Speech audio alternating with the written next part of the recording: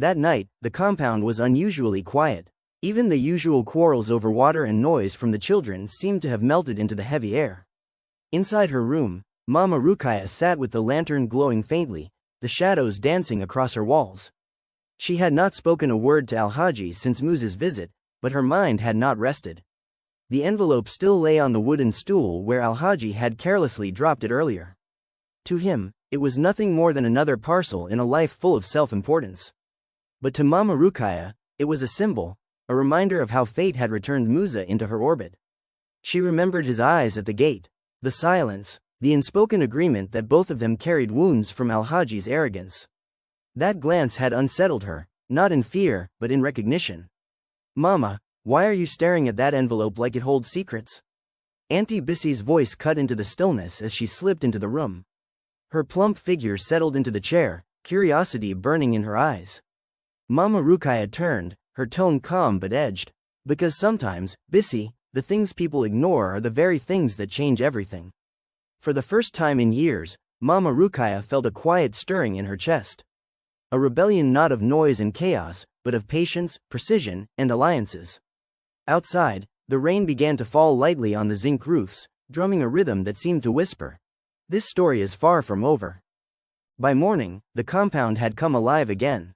Children splashed around the well, women queued with buckets balanced against their hips, and the smell of frying akara drifted through the air. Yet, beneath all that familiar noise, whispers had begun to weave themselves into the fabric of the day. "Did you see the way Alhaji grabbed that envelope yesterday?" one tenant murmured. They say it came from town, maybe something important." "Important for who? For him or for us?" another replied, rolling her eyes. The gossip spread like dry harmattan fire. Everyone had noticed the rider, the young man who carried himself with a dignity that didn't match the dust on his boots. Some remembered him faintly, others simply felt the weight of his presence. Mama Rukayya heard the murmurs as she fetched water, but she kept her face calm, her lips sealed. She did not need to add fuel, the fire was already catching on its own. Inside his room, Alhaji remained oblivious. He counted his prayer beads, shuffled his betting slips, muttered about business. He did not see how the tenants' eyes lingered on him longer than usual, how their greetings carried less respect, more calculation. But Musa was on their minds. The quiet rider who had once lived among them, now returning like a shadow with a sealed envelope. At the well, one tenant whispered, "Maybe he will return again. Maybe he brings more than letters." Mama Rukayya, listening from a distance, felt a chill, not of fear, but of confirmation. The compound was shifting. The people were no longer just tenants, they were becoming witnesses. And for the first time, she realized something deeper. If Musa came back, it wouldn't just be fate tying them together. It would be necessity. The compound had grown restless. By evening, the murmurs around the well had swelled into heated conversations behind closed doors. Buckets were dropped harder, doors shut faster, greetings exchanged with less warmth. Something invisible but sharp was slicing through the air, distrust. Alhaji noticed it at last. That night, as he sat on his veranda sipping tea, he saw the way tenants glanced and quickly looked away. Even the children, once free to run past his feet, now kept their distance. His jaw tightened. He blamed late rent, petty jealousy, the usual. What he did not see was the notebook's shadow already stretching over him. Inside, Mama Rukayya folded her wrapper tighter around herself, pretending to doze while Alhaji muttered angrily about ungrateful tenants. Her heart beat steady. She knew the whispers were working.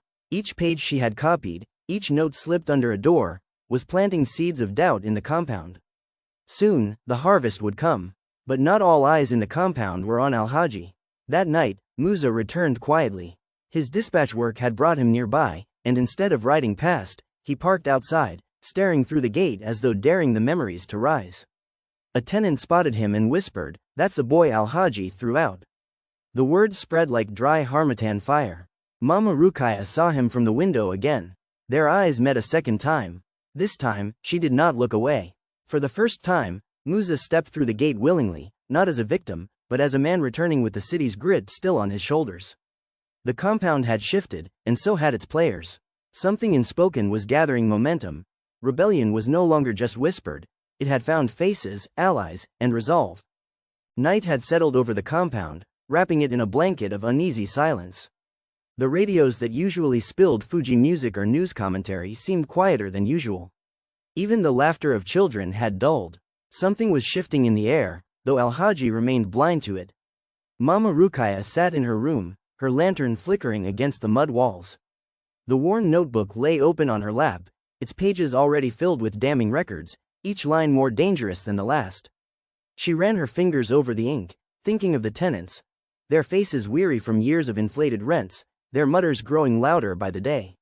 She thought, too, of Musa, the young man her husband had once cast out so mercilessly, now returned with the posture of someone who had learned to carry his struggles with dignity. She closed the book softly and stood by the window, staring out into the courtyard. Auntie Bissy was at the well again, whispering to two other women. Each time they glanced toward Alhaji's veranda, their voices dropped, their eyes hard.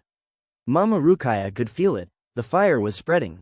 What she had started with whispers and folded notes was now turning into something bigger, a quiet storm gathering in corners.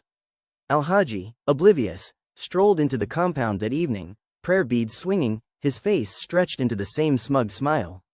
"Tenants, listen," he announced loudly, his voice echoing. "From next month, rent will go up.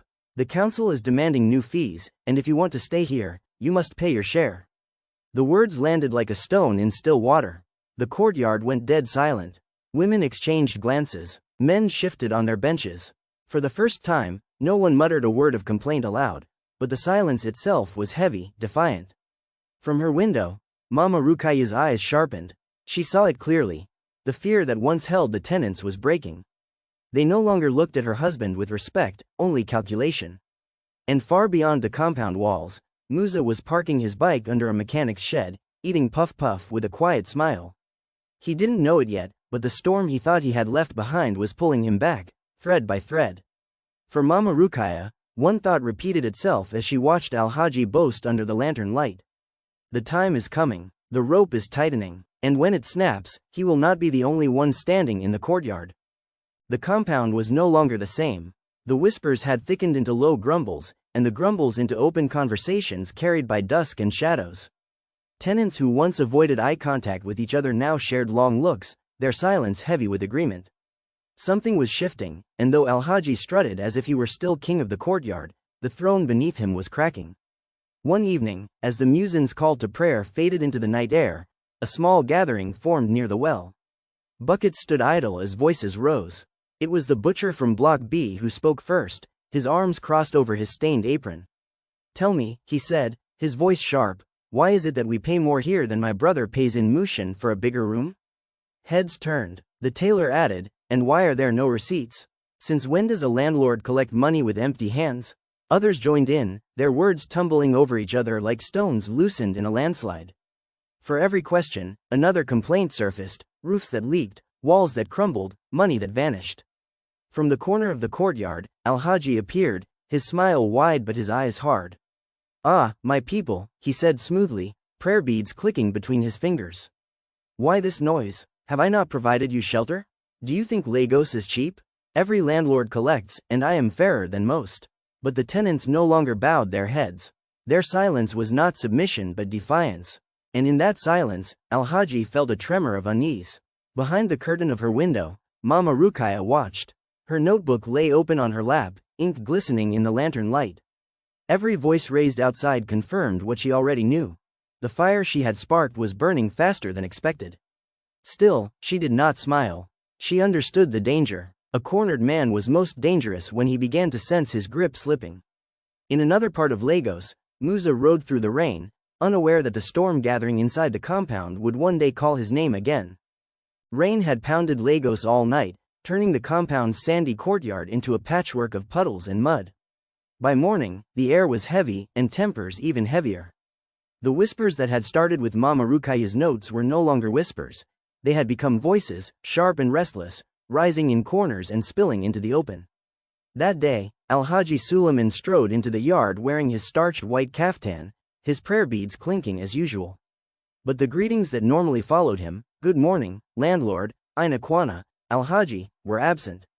Instead, tenants exchanged glances, their silence louder than words. The first spark came from Bala the mechanic, his hands still greasy from work. "Alhaji," he called, voice steady, How come our rent is higher than those living just across the street? Alhaji's eyes narrowed, but he waved his beads lazily. If you cannot pay, you know the road. My compound is not for everybody. Murmurs rose. Auntie Bissy, emboldened, stepped forward. But you collect money and give no receipt. Every month we ask, every month you delay. Is this justice? NN. Alhaji's voice boomed. So you people are planning rebellion in my own house? Is this how you repay the man giving you shelter? He glanced around, daring anyone else to speak. But more voices joined. A young mother with a baby strapped to her back said, "We are not fools, Alhaji. We know what you do with our money. Gambling while we suffer leaks in our roofs." For the first time in years, Alhaji's confidence wavered. His lips tightened into a smile that looked more like a snarl. He started to speak, but his gaze shifted to the window where Mama Rukayya sat, silent as ever, her notebook resting calmly on her lap. And it was then he realized, her silence was not ignorance. It was power. The courtyard pulsed with unease, the tenants standing together in a way they never had before. Alhaji's kingdom was cracking, and though no one said it outright, everyone knew. The center of this storm was not the tenants, not even Bala or Auntie Bissy. It was his own wife, sitting inside, eyes sharp as knives. That evening, as thunder rolled once more over the Lagos sky, Mama Rukayya closed her notebook with deliberate care. For years, she had carried her husband's shame in silence. Now, the silence had become a weapon sharp enough to cut him. And she intended to strike again. The compound no longer hummed with ordinary life. Its rhythms had shifted. Whispers at the well, sidelong glances in the courtyard, conversations that stopped the moment Alhaji stepped near. He sensed something, though he could not name it. The air was too heavy, too watchful. That evening, as he strutted into the compound, prayer beads swinging, he noticed Bala the mechanic and two other men fall silent mid-discussion. Their eyes darted toward him, then away. It pricked his pride. "You people don't greet again?" he barked, voice booming across the yard. "Good evening, Alhaji," they muttered in unison, but their tone lacked the usual deference. Inside, Mama Rukayya listened from her seat, the notebook still resting beneath her wrapper. She said nothing, but her silence felt sharper than words. Every day, she released small fragments of Alhaji's misdeeds into the compound, details of inflated rent, missing receipts, bribes paid in the shadows. She never signed her hand to any note, yet her arrows always landed. Samira, meanwhile, had grown restless. She drifted in and out of the house, sometimes gone for days. Her mother's sharpness had only made her more defiant. "If Baba can disgrace us, why should I care what people say?" she sneered one night, returning with perfume that clung to her clothes. Mama Rukayya looked at her daughter, torn between anger and sorrow, but said nothing. Alhaji tried to tighten his grip. He demanded levies for compound repairs. That never happened. Threatened tenants who questioned him, laughed loudly as though to drown out his own unease. But behind his back, the tenants had begun to talk of meetings. Bala's voice carried weight. Auntie Bissy's tongue spread news faster than fire. One night, as rain drummed on the zinc roofs, Mama Rukayya sat by the window, her thoughts steady. She knew the storm had grown too big to contain. The question now was not whether Alhaji would fall, but when, and how hard. And somewhere, beyond the compound, Musa's path was still winding closer. The boy cast out into the rain was returning, bit by bit, forged by hardship into someone who no longer bowed easily. The compound was becoming a stage. The actors were ready. The audience, the tenants, the city itself, was waiting. The compound was no longer the same, though Alhaji Suleiman moved about as if nothing had changed. He still barked orders at tenants, still strutted with his beads clinking at his wrist, but beneath his voice lay a tremor, faint, almost hidden. The walls of his kingdom were whispering against him, and though he pretended not to hear, the murmurs grew louder each day. Mama Rukayya had sharpened her strategy.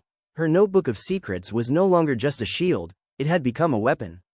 Quietly, she had begun slipping folded notes to certain tenants, each one containing precise details of the landlord's deceit. Bala the mechanic, whose rent had doubled overnight, received proof that others in the compound paid half as much. Auntie Bissy, who loved gossip but loved truth even more, now carried whispers from one corner to the next with a newfound certainty. Even the younger tenants, usually too afraid to speak, began muttering at the well, "Our landlord cheats us. He steals what we sweat for." The atmosphere in the compound thickened. When Alhaji appeared, laughter died quickly, and conversations broke apart. Where once his presence commanded respect, now it sowed unease. The children who used to run to greet him now shrank behind their mother's wrappers. One evening, as the rain drizzled lightly on the zinc roofs, the first spark lit in public. Bala confronted him at the courtyard well. "Alhaji," he said, his voice low but steady, "how come I pay twice the rent of Block C when my room is smaller?" His words carried into the gathering dusk. Tenants froze. No one had dared speak so plainly before.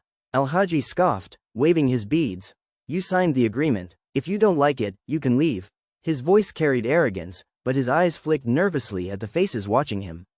From her window, Mama Rukayya listened, her lips curving ever so slightly. This was the beginning, the fracture becoming visible. For years, Alhaji had stood untouchable, a king in his small kingdom. Now, the very people who once bowed their heads were daring to raise their voices. And as the drizzle turned into steady rain, the compound seemed to hold its breath, waiting for what would follow. The compound did not sleep easily that night. The earlier confrontation at the well still clung to the air like the heavy smell of rain-soaked earth.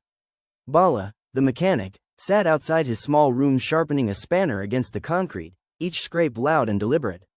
The tenants stole glances at him, whispering in low tones. His defiance had been reckless, but it had also awakened something dangerous: courage. Alhaji Suleiman, on the other hand, paced inside his parlor. The prayer beads in his hand clicked faster than usual, his jaw tight. He hated the way the tenants had looked at him, not with fear but with a new, simmering boldness. It reminded him of cracks forming in a wall, small, almost invisible, but deadly if ignored. He muttered to himself, "They forget who feeds them, who owns this land." Meanwhile, Mama Rukayya sat quietly by her lantern, her notebook open before her. She was writing again, her pen steady, her face calm. But behind her stillness was fire. She had watched Bala stand tall today, had seen the tenants gather around him, and she understood, the ground was shifting. Then, as if fate itself conspired, Musa's motorcycle rumbled faintly outside the compound gate. He had returned again, perhaps for another delivery, perhaps for something else. The sound drew every eye, even Alhaji's from inside his window. When Musa stepped down, helmet in hand, there was no mistaking the ripple it caused.